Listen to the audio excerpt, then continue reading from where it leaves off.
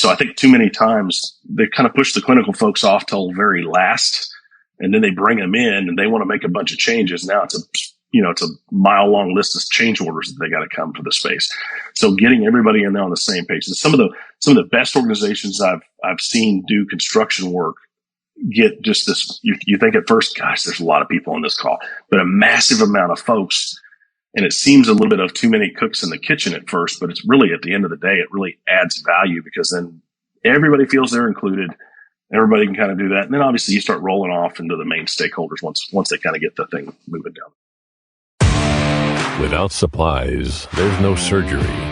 Without products, there's no patient care. Welcome to Power Supply, the healthcare supply chain podcast focused on helping you navigate the intricacies of logistics, purchasing, contracting, and supplier relationships.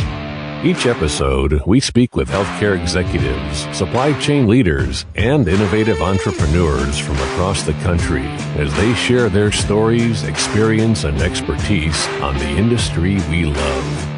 From the loading dock to strategic sourcing, from buyers to the C-suite, and across the enterprise, we tackle the real-life issues impacting the healthcare supply chain. Whether you're tuning in for conversation or inspiration, we're glad you're here. You're just in time to hear it from the source and stock up on insight. So sit back and plug into Power Supply. On this episode of Power Supply, we are going to be speaking with Jeff Little, partner at Accelerant Consulting. And Hayes, we've had one other conversation around facilities and construction, but we're going to have this conversation today with Jeff, but really talking about how facilities and construction is really an emerging opportunity to partner with your GPO. Absolutely it is. And with all the new developments of surgery centers and hospitals and building and all these capital projects, it's more relevant now than ever before. Also stick around. You might learn a little bit about bourbon as well. So it's going to be a great time. All right. We're going to be right back with Jeff Little. I'm Hayes Walder. This is Garry Skinner. And I'm Justin Poulin. A production of 17 Studios, you're listening to Power Supply.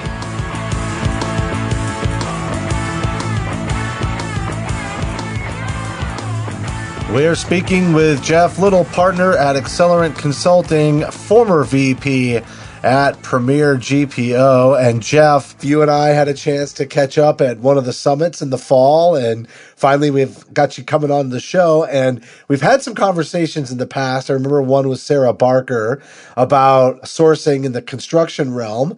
And this is really just kind of a new area of opportunity, I think. But in today's conversation, we're going to be focusing on your GPO perspective. So thanks so much for coming on.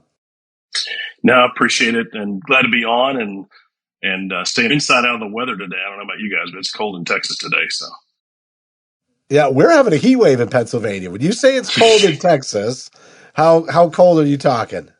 Yeah, for us, if it's not getting out of the 30s, it's pretty chilly for down in South Texas. Wow, it's snow. It's 55 snow, in Pennsylvania. Yeah. That's shorts. That's shorts weather. It is legitimately. I mean, it might be cold outside, but for our listeners, they're unable to see you like I am. But it looks like you've got some things to help keep you warm inside. Please explain. Yeah, I've got quite a bourbon collection, or as my wife likes to call it, I've got a problem. Of course, she has her hobbies. She does scrapbooking, things like that. Takes photos, puts in these great books. She has an entire office. I mean, we spent God knows how much money in this house in her office. Mine that was done on a budget because I did most of the work with the shelves behind me myself, which you see how that works in most of those relationships. But yeah, I've probably got on the shelf behind me. There's probably 70 bottles of bourbon in various stages of drink. And then there's cabinets below there, underneath me there, behind me, that are, there's probably another couple hundred bottles there. So Well, again, for our listeners that, all I can say, I'll vouch, it's an impressive setup. And I only wish that they could see what we are right now, but, if it gets too cold, I feel confident you're going to be just fine. I can reach back and warm up. We got to get a screenshot. That's what we got to do. We got to get a screenshot. Could send you a picture. There we go. Yeah. All right, Jeff, why don't you talk about your background? Because when you and I connected, you were telling me, you didn't really expect to kind of be landing in facilities and construction with the GPO. Your experience was really in the area of purchase services. It was indeed. Yeah, when I first took this role, I've been in this role now for about 2 years. Prior to that, I ran our purchase services, kind of our field operations, as we like to call it. Was more of a member-facing team that we went out to just drive and grow our purchase services portfolio in the GPO. And then before that, I worked for a competitor and kind of stood up a consulting practice around purchase services in that GPO. And my prior life to that was 20 some odd years in kind of hospital operations and even clinical at one point. I used to be a perfusionist in CBOR years and years ago. And then I moved into hospital operations, supply chain ops, support services ops. So I've kind of done a lot of things on that side, but actually getting into facilities and construction I was very reluctant. And when the guy who I report to today came to me and wanted to promote me, I was excited. Yeah, great, it's promotion. And he told me what the role was, and I kind of told him not no, but kind of hell no first, just because it was really so far outside of my area of expertise. And you also have some background as a clinician too, right? You worked on the provider side. I did. Yeah. Years ago, I used to be a perfusionist and, kind of worked in the cardiovascular operating room. And for those people that don't know what a perfusionist is, they're running the heart lung. The easiest way I can say it is they run the heart lung machine for, during open heart bypass surgery and various other things we did. But I did that for a little while and really enjoyed it. I really started my career in the OR. My first real job was actually mopping floors in the operating room when I was still in college.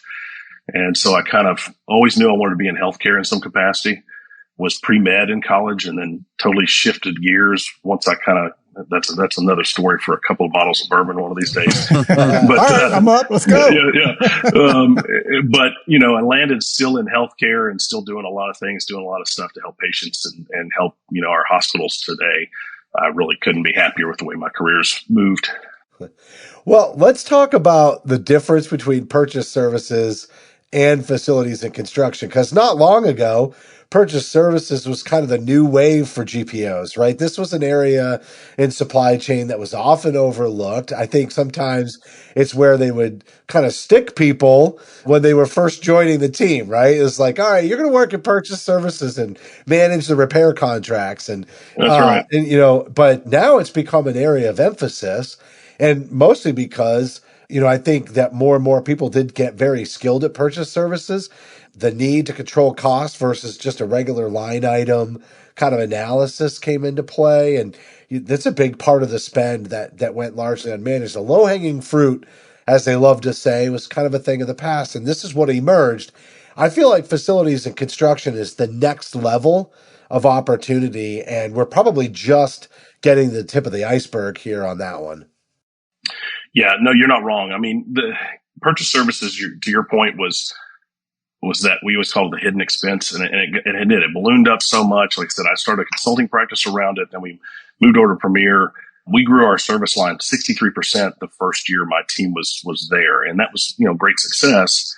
But then it's kind of like, okay, what else can you do? And you knew that if you were able to grow it that fast, that there was plenty out there to go get and still do. And so, part of what we did internally was start a new, purchase services GPO, just specific for purchase services.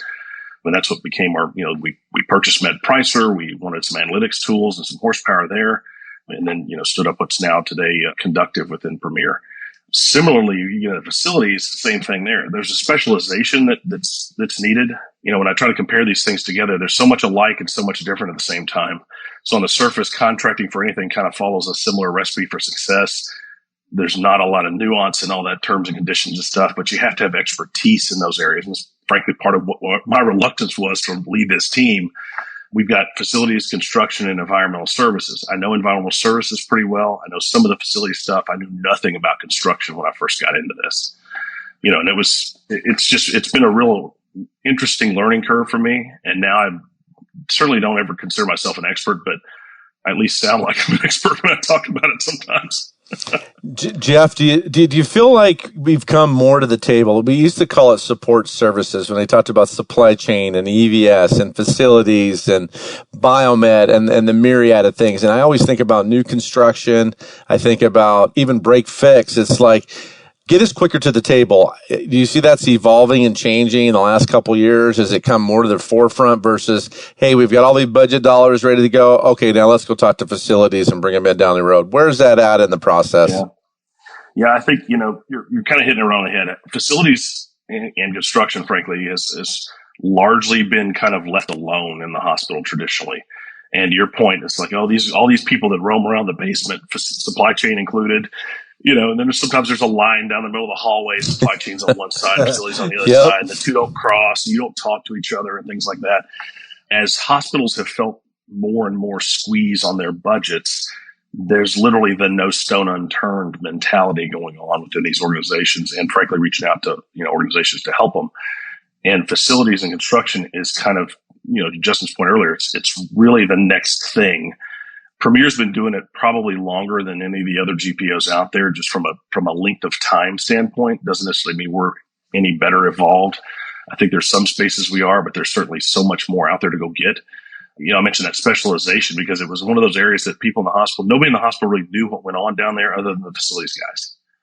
And they also trusted that, all right, you think about all the aging facilities directors that are there. They've been with that building for 20 plus years. They know where every body's buried. They know where every pipe and every wall and you can't cut into that when you got to move over 2 inches because you're going to hit this. It's from the original 1950 building that was built, that sort of thing. Correct. And that knowledge is, is one thing that you rely on those guys. So if they say, hey, I've got to have the money to fix this, then somebody just didn't question them, wrote the check.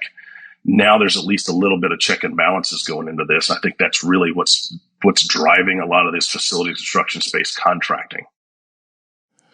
All right, Jeff, help me out on this, because obviously on construction, many times it could be a local company, right? Or is that one of the difficulties as it relates to doing national agreements with, tell me about that. How does that work? It is. And it kind of relates back to purchase services. A lot of that local service stuff kind of goes right back to part of the reason we started the purchase services GPO, to kind of go back to that. But also internally, what we've done in Premier is we've actually realigned everything into a non-clinical team, is a good way to put it. So purchase services sourcing, facilities and construction sourcing, that all rolls up to one sourcing VP today. And they did that by design because there's so much of this facilities, spend that either the hospital may want to kind of keep it local. They want to give back to that local community. They want to spend their money within the community that they serve. Or it may be a small market where you've got some critical access and you just, there's not a big national player that services the area. So we've got vehicles internally that we can actually go out and try to contract with those. We even got aggregation programs. If you look at like job order contracting, which aggregates into smaller renovation projects, basically you pre-bid your renovation projects for the year and they go ahead and get all the GCs and subs lined up at the very beginning of the year. And those guys work throughout the year or throughout whatever specified time on that hospital's projects. That's something newer to the industry that's helping the, cost containment, because you kind of know what you're going to pay up front. That's a great idea. I've got one more question for you, Jeff. So when you come in and you start identifying opportunities and you try to get it in front of the key leaders, obviously the CFO is always willing to look and wanting to look at, especially right now, let's get us out of the red. Let's get us to the margins we need to be at. What's your first step for like our end user that's listening to this podcast, to walk in and actually start looking at the data? Is that your first step? Is it, where do we start? Where do we start and where do we kick it off to kind of move in the right direction? Yeah. I mean, there's not really a right place to start. Data is always a key. Similar with any of these areas that folks frankly have not kind of dug into in the past to try to mine savings, find out what they're doing, what they're spending, how many suppliers they're using or vendors they're using within a specific space.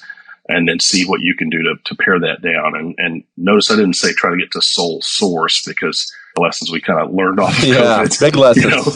Big lessons. Yep. Not necessarily always. It's great from a cost containment strategy, but not always great whenever you get into a real bind like that. But really trying to understand what is it that and this is really how we've approached our facilities folks, because again, they are very want to put you at arm's length when you come in there to their space. You get the Heisman every time you go in.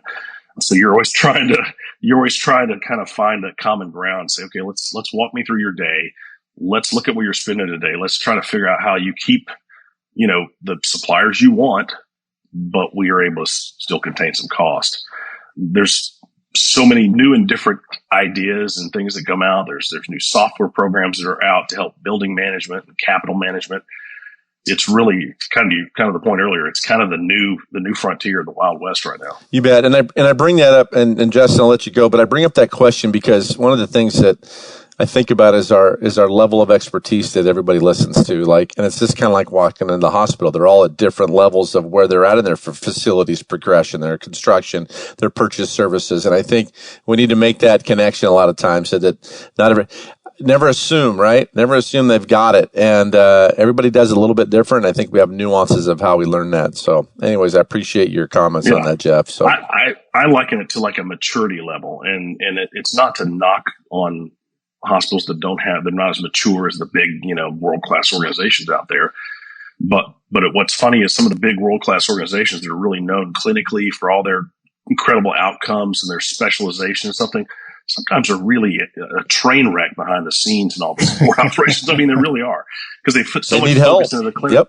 Yep. They do. And it's also been the whole thing of, if it doesn't generate revenue, it's probably not worth our time to put dollars into it. Interesting. And it's still true to a certain degree today. Well, shouting back to the support services piece, right? Whose budgets got cut until the system broke, right? EVS, sterile processing, all of those support services, even dietary to an extent. Now, I think because of age caps, there's like a whole different thing, because you got to have great food, because otherwise it's going to impact reimbursement because of the patient and family experience when they visit. So that kind of changed that realm. But it wasn't long ago. People used to joke about hospital food. Now people are like, I'm going to go to the hospital, have lunch. And that was a big shift over the last 20 years, from where we were 20 years ago to where we are today. But many of those other support services, that's what they do. They chip away. Well, with that leads me to this question, Jeff. I mean, obviously you have a national perspective as it relates to looking at a lot of different systems. And obviously the last, 2 years, 3.5 years, hospitals have been bleeding money and they have been cutting. What impact has that had on construction, repair, remodel, new? What are you seeing there? It's so funny, because some of these, you got to remember how hospitals, when they have their budget, they've got their capital budget, they've got their operational budget. A lot of times those capital dollars may be allocated. There may be an endowment or something donated that says you have to use these dollars for this kind of project. So they have to spend the money, because there's oftentimes hospitals that are really hurting financially, but they're still building buildings. And you kind of think, well, gosh, wouldn't you just stop your construction and kind of, I have always wondered that, Jeff. I'm like, I get it, because I thought it was because they figured they were losing revenue because they weren't the sexy place to go and have care. But you're saying it has a lot to do with budget allocation. It does budget allocation, and it also does the same, what you're kind of referring to in the competitive piece, because if you have a choice, here in Houston, there's competing hospitals on, the opposite corner of an intersection from each other. Right down the street from me, you've got, St. Luke's, which is a CHI hospital. You got Houston Methodist here in the Woodlands, and they're literally across the highway from each other. Similar campuses, similar footprint, similar everything. And then next door to them is Texas Children's, which is obviously a specialized hospital. But if you drive up and somebody doesn't know which, they're brand new to the area, they don't know the hospital, and hey, both places take my insurance, and you look at one and one's really nice looking, looks like a brand new hotel, a big atrium lobby. Well, you're probably going to turn into that one versus the other one, just on aesthetics. So building those new buildings does generate some, I guess marketing is a good way to put it, for those new spaces. Investing in a lot of the newer, like outpatient and more of the ambulatory care centers, that's obviously still a real hot topic, because we want to keep them out of the hospital, keep them out of acute care if we can. 2 reasons. A, that's opens up beds if I'm constrained on that. The second thing is the outpatient procedures just pay more. Interesting. All right. So let's talk about construction traditionally as a low bid sort of procurement process, right?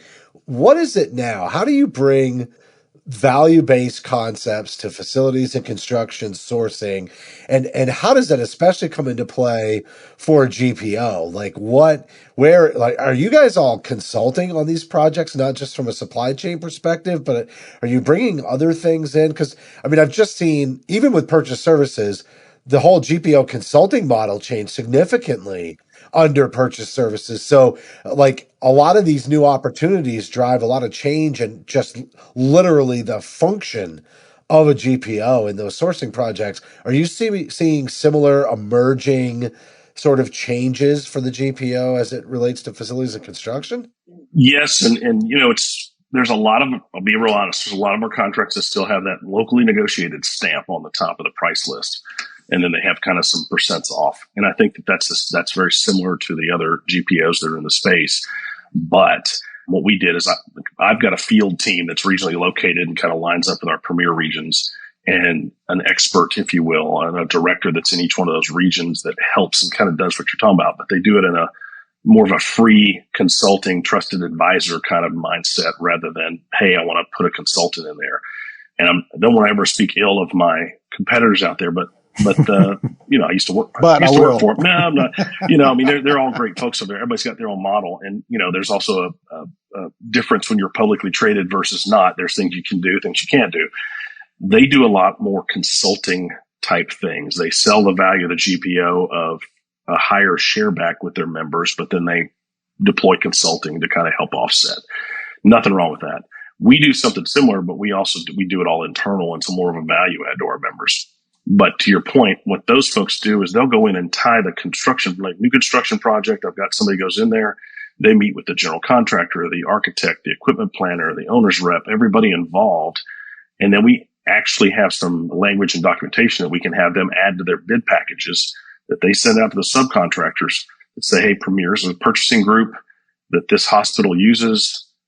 Here's the language you need to put in your bid documents. And then that way, all the purchases that they make, if they go to Joe's House of Drywall down the street and we've got drywall on contract, that stuff will get routed through the Premier agreement. So the member benefits on their fee share back from us and the pricing that we have.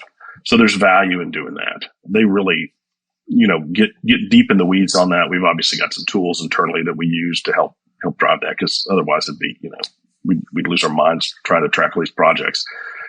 Something else that's kind of unique in this space is this general contractor, subcontractor relationship. And you were talking about that because it's a lot of the subs that wind up being the local companies, et cetera, like the drywaller, like you're talking about.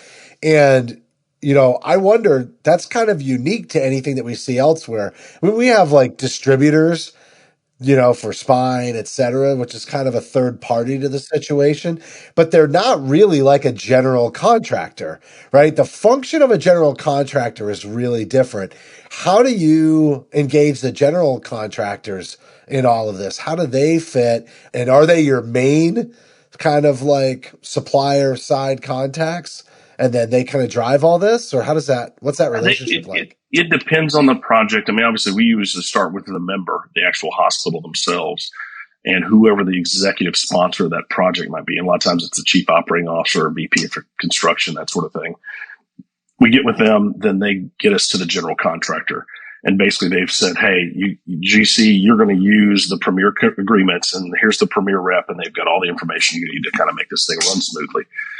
A lot of the stuff we do is, to your point of, they're still able to use the local guy to do the installation and what have you. We just want to push them to make sure that they're buying, if we spec a certain brand for flooring that's on contract, we want to make sure that they're actually buying that brand of flooring and whatever was spec'd on the project.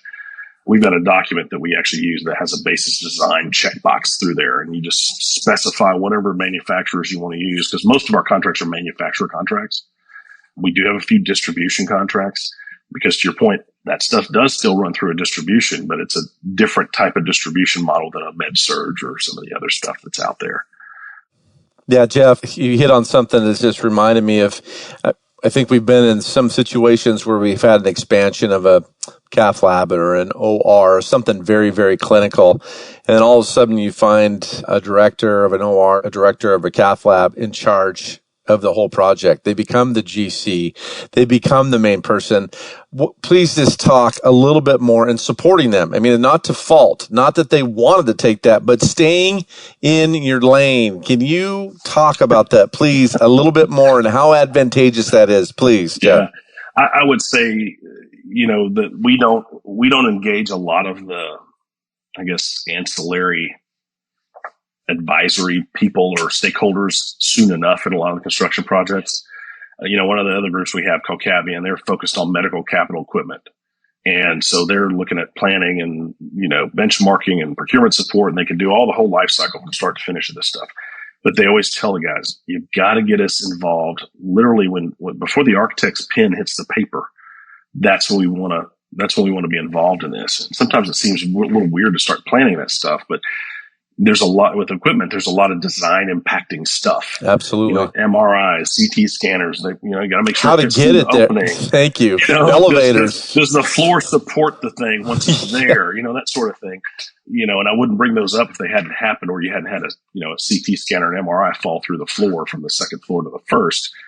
You've got to have somebody get in there. Now the clinical folks, same thing there. They're going to always have a little bit of they're going to be very opinionated, obviously, about what they want, but at the same time, they're the ones that got to live in the space once it's done. So I think too many times they kind of push the clinical folks off till very last, and then they bring them in and they want to make a bunch of changes. Now it's a mile long list of change orders that they got to come to the space. So getting everybody in there on the same page. And some of the best organizations I've seen do construction work get just this, you think at first, gosh, there's a lot of people on this call, but a massive amount of folks. And it seems a little bit of too many cooks in the kitchen at first, but it's really, at the end of the day, it really adds value, because then everybody feels they're included. Everybody can kind of do that. And then obviously you start rolling off into the main stakeholders once they kind of get the thing moving down the path, and once the trust established. I'm glad you brought that up, because I've always think about meetings that make sense. You look at the call right now and you look at Justin Hayes, they're about $1 million an hour, and Jeff's about $2 million an hour, and Gary's about $1 an hour from Idaho. It's totally volunteer. But I'm like, you always look at the giant spread of you got 50 people on the call, and you're like, I'm running the numbers in my head going, oh my gosh, but you have to. But if it's a $10 million project, that's worth it, right? That's to get it moving in the right direction. Correct. Yeah, I think you're right. And I do the same thing too. In fact, I've started to do that more and more. My team sometimes gets annoyed with me. I'm asking them, they ask me, invite me to a call. What's the value for having me on the call? Do you really need me there? They've started to think a little bit, because my calendar gets full just like everybody else's. But I agree with you. I do the same thing sometimes. And we all have our own internal calls that way some days. I'm thinking, man, there's a lot of money sitting here on this call for 30 minutes.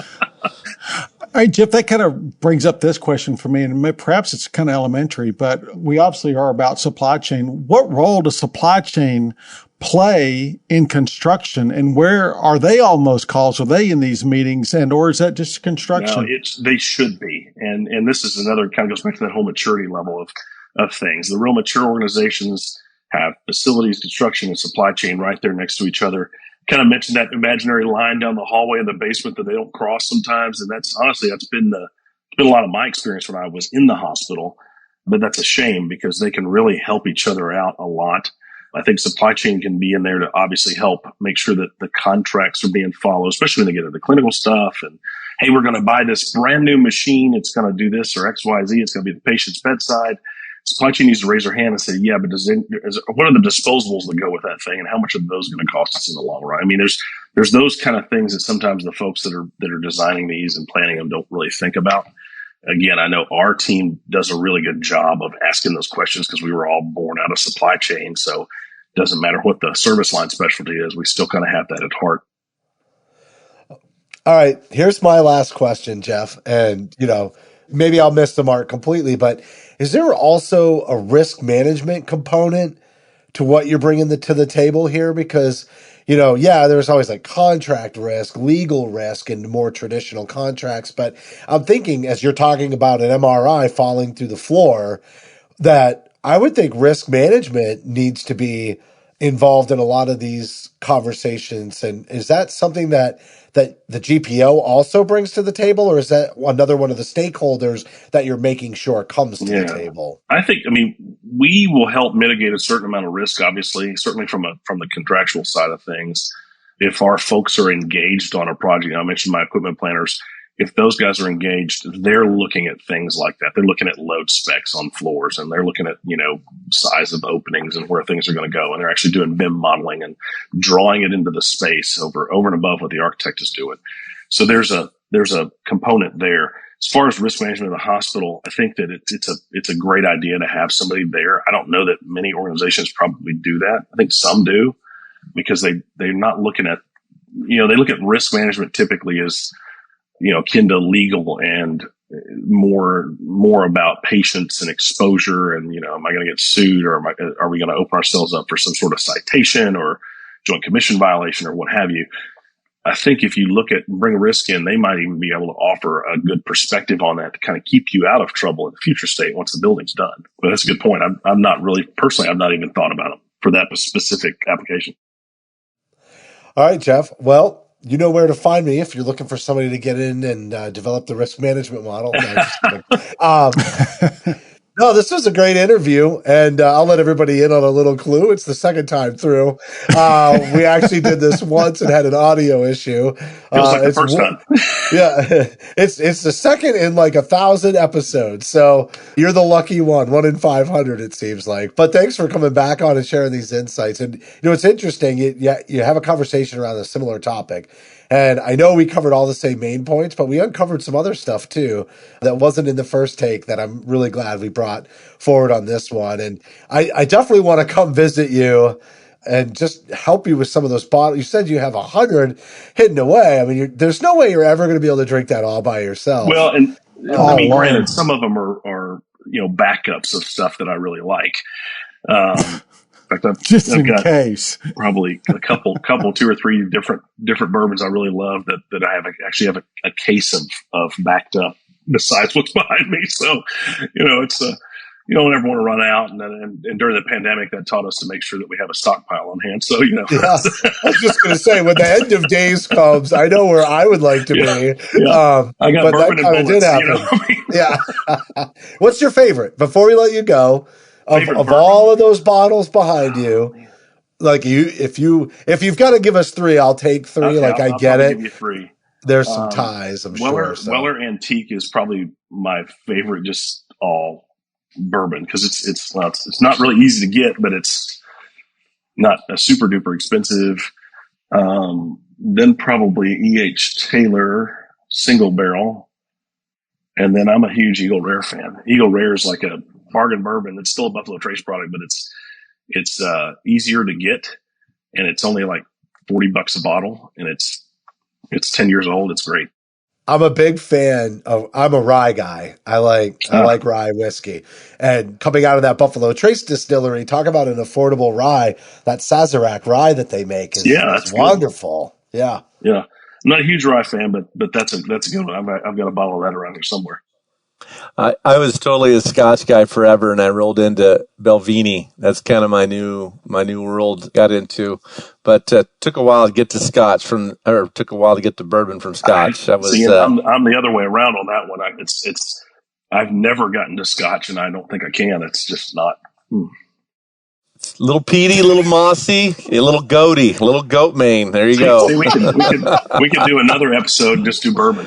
Yes, we could. Could. We're gonna have to have. I mean, likely it would be our most popular. It's gonna be a spin-off. It would be the most popular. We need to have a spin-off that's just supply chain and bourbon, and that'll be the name of the show.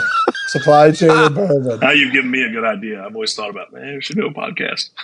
Dude, I just thought of something too. Totally. With distribution and supply chain, it fits. We got to see where things are at. Right. All right, Jeff. All right, this has been great. Yeah, thanks for coming on, man. Definitely, guys. I appreciate it.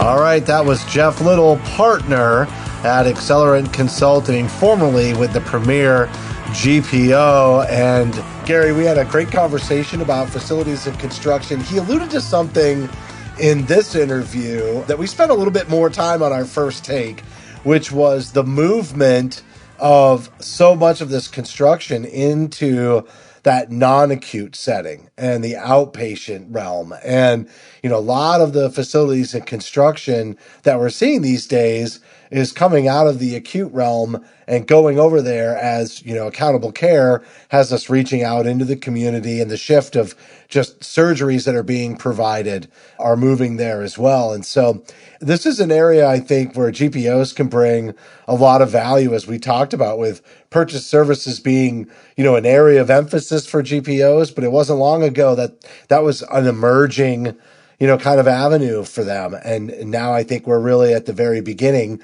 of facilities and construction being the new opportunity for GPOs to make a difference. And, just having some expertise at play on the just Jeff points on being the general contractor and running the ship and getting it more outside of the hospital, the more direction on outpatient procedures and support of the hospital's direction of reducing their length of stay, I think was important. But just keeping people in their lanes, to his point, and being the general contractor, running point on what we can do to save dollars on the overall planning phase all the way to the implementation. I think he brought up the balance. There's still a balance of supporting some local as well, but when they can and go to a GPO supported contract that has reduction in cost, I think it's something they need to look at. So good conversation, good direction. Purchase services is always an avenue in facilities and construction that I think we're going to be addressing a lot in the near future too, especially with the certain state of affairs we have, Justin. So there we go. All right. Well, thanks to Jeff for sharing his insights today. That's it for this episode. Definitely want to encourage everyone to download our smartphone app for iPhone or Android. Some of our episodes have bonus content if you do that. If you're already listening on Apple, Amazon, or Google Podcasts, you certainly will find us there, as well as iHeartRadio, Stitcher, Spotify, any podcast application. Definitely like, subscribe, but you're also going to find us on social media. So if you aren't engaged on LinkedIn, you will find us, Power Supply, on LinkedIn and Facebook. We'd love it if you commented on some of the posts for the shows with your feedback after you've listened to an episode. And also, you can send us an email to info@powersupplymedianet. And if you've got topics for a show that you think we should do, maybe some guests or, just general feedback, maybe you learned something from one of the guests that we had, we would absolutely love to hear from you. And on behalf of Hayes, Garry, and myself, thanks for listening to this week's episode of Power Supply.